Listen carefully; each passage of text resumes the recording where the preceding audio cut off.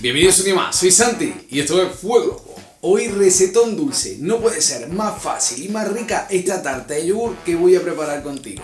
Y encima súper económica. ¿Quieres ver cómo la hago? Vamos allá. ¿Al lío con la receta? ¿Fácil? No, facilísima. Solamente necesitamos 3 ingredientes y la vamos a tener lista en menos de 5 minutos para meter al horno. Lo primero, en un bowl vamos a poner los huevos. Cantidad, 5 huevos para una tarta de unas 6 raciones. Un molde de 17 centímetros.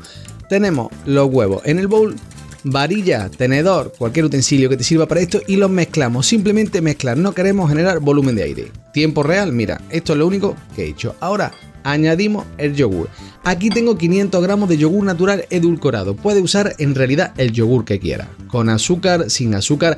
A ver, si lo pones sin azúcar tienes que ponerle algún edulcorante aparte, porque si no la tarta va a quedar demasiado neutra. Así que pues, con 1 o 2 gramos por yogur, o sea, entre 4 y 6 gramos de edulcorante te va a ir bien. Y si no, azúcar, que puedes ponerle unos 60 gramos de azúcar.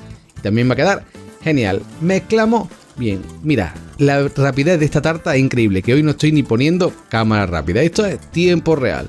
Le da una mezcladita y ya tenemos nuestros huevos con el yogur mezclado, nada más. Siguiente paso, vamos con el tercer y último ingrediente, maicena.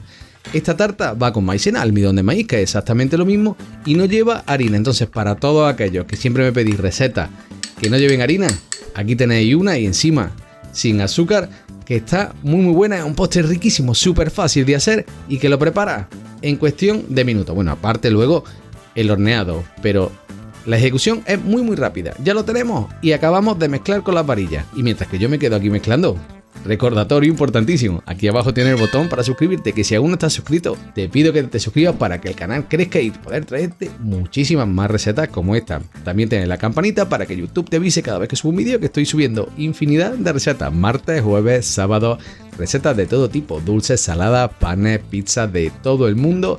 Espero que te encanten todas, que las hagas, que las disfrutes, que las compartas. Y nada, te agradezco de corazón. Y bueno, ya tengo aquí la mezcla bien integrada. Y ahora preparo el papel para forrar nuestro molde. Voy a usar papel de horno y lo voy a mojar. Fíjate, yo aquí mojé la mesa, pongo el papel y lo voy a pintar por ambas caras. De esta manera ahora verás lo que voy a hacer. Es una manera muy sencilla de forrar el molde y queda una tarta muy bonita. Lo arruga y lo único que tenemos que hacer es mojar un poquito también el molde para que pegue bien, como te he dicho antes, un molde de 17 centímetros.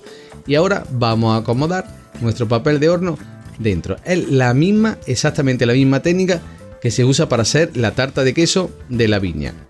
¿Que no la viste? Pues aquí arriba te voy a dejar el enlace para que vaya ahora cuando acabes con este vídeo, que es también facilísima de hacer y hiper deliciosa. Ya tenemos nuestro molde forrado con el papel de horno y toda la mezcla dentro. No me dirás que no es súper fácil, pues ya la tienes lista para llevar al horno. Horno precalentado, ni que decir tiene, como siempre. La coloca en la parte media del horno con calor arriba y abajo si tu horno no tiene, y si no, solamente calor abajo, y vamos a ponerlo a 200 grados durante 12 minutos. Aquí tiene una peculiaridad esta tarta para que quede bien rica. Tienen varias cocciones. Ahora, después de los 12 minutos, la bajamos a 180 grados y la vamos a poner durante 35 minutos. En este tiempo va a ver que empieza a crecer, se raja, no hay problema. Es totalmente normal. Y los últimos 5 minutos los vamos a acabar a 170.